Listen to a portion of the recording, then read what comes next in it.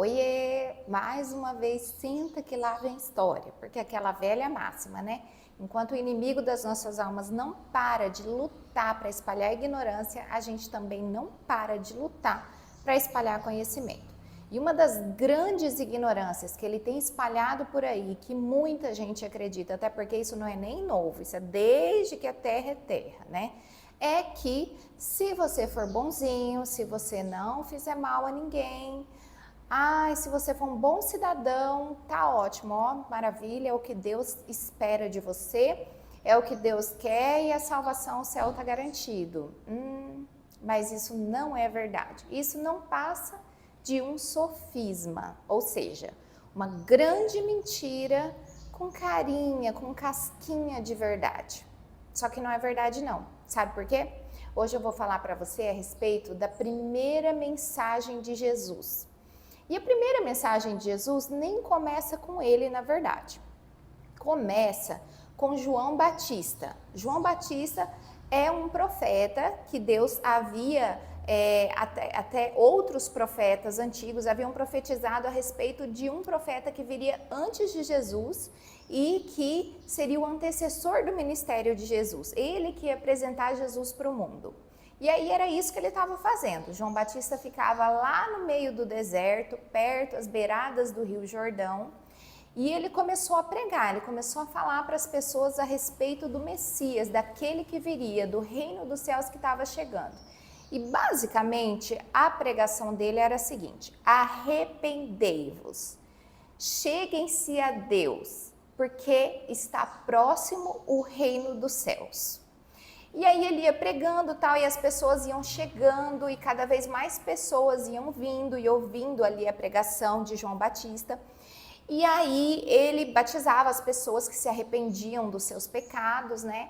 E essas pessoas que estavam chegando lá eram as pessoas comuns, né? E aí ele pregava para essas pessoas e tal, sempre essa mesma mensagem. Quando de repente chegaram alguns saduceus e fariseus. Os saduceus e fariseus eram as pessoas religiosas daquela época, eram o clero do judaísmo naquela época. Então eles eram assim, eram certinhos, que faziam tudo certinho, que eram muito bons cidadãos, que queriam ser exemplo para todo mundo e que conheciam a palavra de Deus que eles tinham até aquele momento de capa a capa.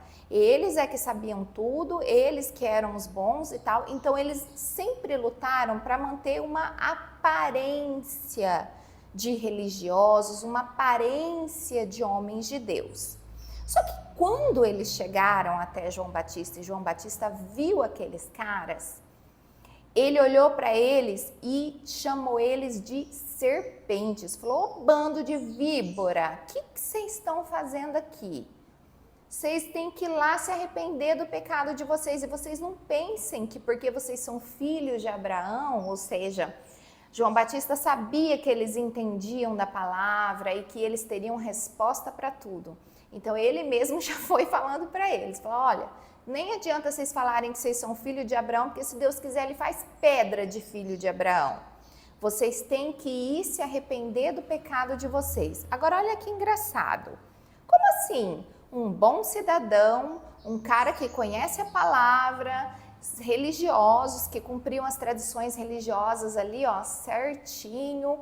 Por que esses foram os caras que mais incomodaram e os caras que mais tomaram ralo de João Batista, que estava ali pregando a chegada do reino dos céus?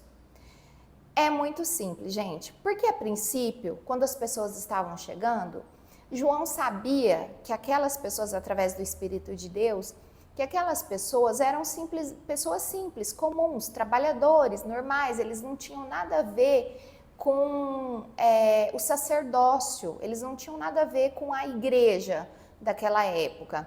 Eles eram cidadãos comuns. Então João estava pregando ali o nascimento do reino de Deus, um novo compromisso com Deus, para pessoas que simplesmente não tinham esse compromisso, para pessoas que simplesmente estavam ali vivendo a vida delas tranquilas e tal, achando que estava tudo certo. E aí ele dizia: olha, se arrependam dos seus pecados, Se acheguem a Deus, né? Olha o convite dele. E porque está chegando o reino dos céus. O reino dos céus está próximo. E quando chegaram aqueles fariseus, ele sabia também através do Espírito de Deus que aqueles homens também eram pecadores, embora eles não se considerassem pecadores. E por que é que eles não se consideravam pecadores? Justamente por causa de tudo isso que eu falei, que é o sofisma, que é a ignorância que o inimigo das nossas almas quer que tenhamos. Ah, eu sou um bom cidadão, eu não faço mal para ninguém, não falo mal de quase ninguém. Ah, eu sou tão bonzinho, eu não pego o que é dos outros, eu não traio meu marido, minha esposa. Nossa, eu sou tão bonzinho, então tá ótimo do jeito que tá. Era isso que tinha no coração daqueles fariseus. Eles achavam que porque eles cumpriam aquelas tradições religiosas, porque eles tinham aquela aparência de homens de Deus, eles já estavam salvos, eles nem precisavam assim de uma mudança, uma transformação. E João Batista pegou isso na hora que eles chegaram lá, através do Espírito de Deus, ele entendeu tudo. Tanto é que foram esses mesmos fariseus que levaram Jesus ao sacrifício, que fizeram com que Pôncio Pilatos sacrificasse Jesus, né? Eram esses religiosos que foram a pedra no sapato de Jesus todo o tempo. E isso por quê? Porque quando a pessoa acha que ela é muito boazinha, que ela não faz mal a ninguém e tal, ela tá se convencendo de que ela não precisa da graça de Deus. Ela tá se convencendo de que o que ela tá fazendo já é suficiente. E ela simplesmente passa a ignorar a vontade de Deus para sua vida. Ela simplesmente passa a vou fazer o seguinte, vou deixar Deus de lado, entende? Começa tipo, beleza, eu já sou bom, tal, eu vou pro céu. E Deus que se lasque. E as coisas não são assim. E os piores pecados, e os pecados que acredito eu que sejam os mais difíceis de uma pessoa se arrepender, são aqueles que ela não enxerga. Concorda comigo? Só que, por mais que eles fizessem tudo certinho, que eles fossem moralistas, que eles fossem exemplos de cidadãos, que eles não defraudassem, enfim, se é que não faziam isso, porque talvez até faziam por baixo dos panos, porque geralmente o moralista é assim, ele pega os pecados dele, as coisas que ele faz escondido, põe lá embaixo do rabo, senta em cima e tudo maravilhoso, não, o que os outros estão vendo, ele não se importa em ser, ele se importa em parecer ser. E o problema desse pecado é que esse pecado fica escondido. Geralmente é um pecado de inveja, geralmente é um pecado de orgulho, de soberba. E a Bíblia deixa bem claro que Deus odeia, Deus repudia o soberbo. Talvez seja o pecado de um viciozinho de mentir aqui e ali. Talvez seja o pecado de uma mágoa, um rancor, um ódio, de querer ver alguém mal. Enfim, pecado é o que tem. E o grande problema daqueles fariseus era que eles acreditaram no sofisma, na mentira de que o que eles estavam fazendo já estava bom e de que eles não eram pecadores nem nada. Só que a mensagem de João Batista era a primeira: arrependam-se dos seus pecados. Como você vai se arrepender de uma coisa que você nem é convencido que você faz? E aí, na sequência, ele falava: acheguem-se a Deus. E aí depois ele complementava: porque o reino dos céus está próximo. Adivinha, depois que Jesus foi batizado por João Batista, tem início o ministério dele. E qual é a primeira mensagem que Jesus prega? Eu vou até ler aqui. Daí em diante, Jesus começou a pregar: deixem o pecado, voltem-se para Deus, porque o reino de Deus está próximo. Então, a primeira mensagem de Jesus é sobre o arrependimento de pecados. E só é possível você se arrepender dos pecados que você reconhece, dos pecados que você enxerga. Agora, é muito fácil olhar para a vida de alguém que vive na cachaça, que deixa a família para beber. É muito fácil você ver o pecado daqueles que vivem traindo as esposas, ou daquela mulher que vive traindo o marido. É muito fácil você reconhecer o pecado daquele que matou fulano. Isso é muito fácil, né? Agora, e quando você não comete esse tipo de pecado? Será que você não tem pecado nenhum? Ou será que você acredita realmente que porque você é bonzinho, que porque você não tenta não fazer mal a ninguém, não busca fazer mal a alguém, que está suficiente? Pois é exatamente o contrário disso a mensagem de João Batista e de Jesus. A primeira mensagem de Jesus deixa bem claro que todos nós, absolutamente, inclusive os religiosos, inclusive os moralistas, inclusive aqueles que têm capa de muito correto, de muito certinho, todos nós temos que nos arrepender. A segunda coisa é, todos nós temos que nos voltar a Deus. Porque quando Deus entra na vida de alguém, ou seja, quando Jesus veio e trouxe a nova aliança, a aliança da graça, o relacionamento com Deus e a forma de se relacionar com Ele mudou. O que antes era um compilado de leis que tinham que ser cumpridas, e aí quando não cumpridas, eram feitos sacrifícios para expiar aqueles pecados, para poder retomar aquele relacionamento com Deus. O que antes era um relacionamento de templo, que só uma pessoa, que era o sumo sacerdote, podia ter com Deus, porque Deus só se encontrava com esse sumo sacerdote atrás de um véu, dentro do templo, onde ninguém podia chegar.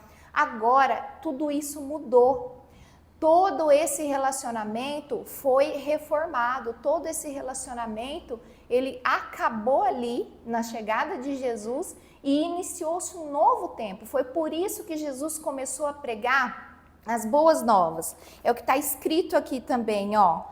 Jesus ia por toda a Galileia, ensinando nas sinagogas dos judeus e pregando por toda parte as boas novas a respeito do céu, porque era novidade, era um novo tempo que havia sido iniciado. E nesse novo tempo, primeira coisa, arrepender-se dos pecados, arrepender de como você estava caminhando até ali.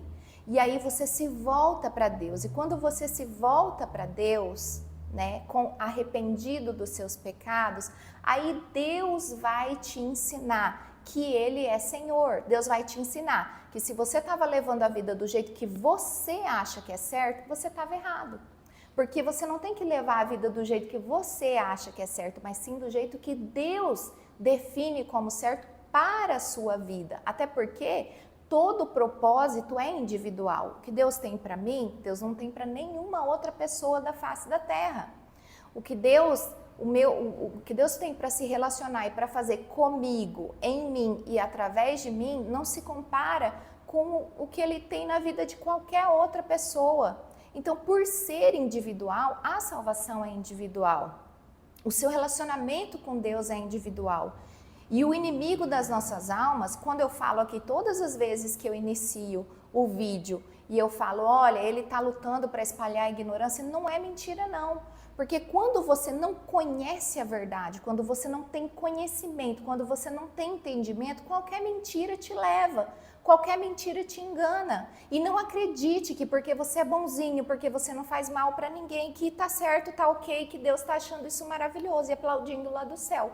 Porque não é verdade, não é verdade.